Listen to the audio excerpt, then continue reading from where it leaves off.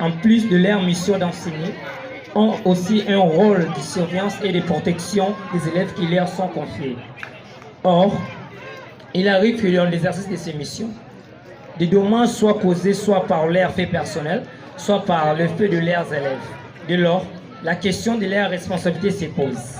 En droit civil congolais, cette responsabilité prouve son fondement dans la nécessité d'assurer la réparation des préjudices subis par autrui, mais aussi dans la volonté d'inculper un esprit de prudence et de vigilance aux éducateurs. Pour mieux comprendre cette responsabilité, mon travail est subdivisé en 3 chapitres. Le premier chapitre qui parle des personnes responsables. En principe, la première personne tenue responsable des dommages causés par les élèves et l'instituteur, en raison de son obligation de surveillance et de protection. Toutefois, cette responsabilité est souvent transférée à l'État ou les établissements scolaires qui l'emploient.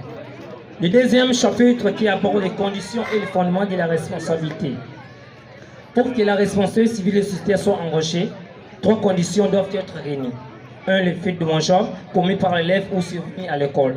2. Un dommage subi par une victime. 2. 3. Un lieu de causalité entre les dommages et la faute de surveillance de l'instituteur. Enfin, notre 3e chapitre examine la mise en œuvre de la réparation. En cas de dommage, la victime ou ses représentants légaux peuvent agir en justice pour obtenir réparation.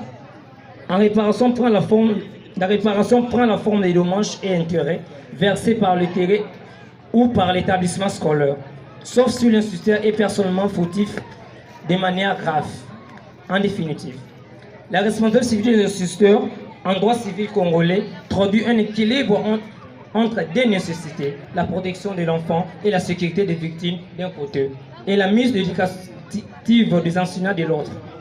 Et rappelle que l'enseignement n'est pas seulement un acte de transmission du savoir, mais aussi un engagement de vigilance et de sécurité.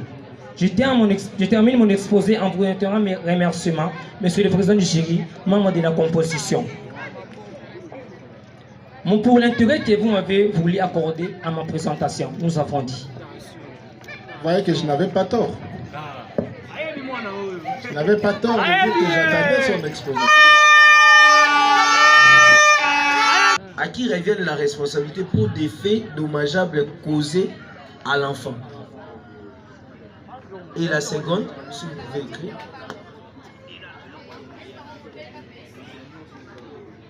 Par quelle manière établissez-vous? Non. Vous dites qu'il faut une relation de cause à effet. Faute commise. À partir de la faute commise.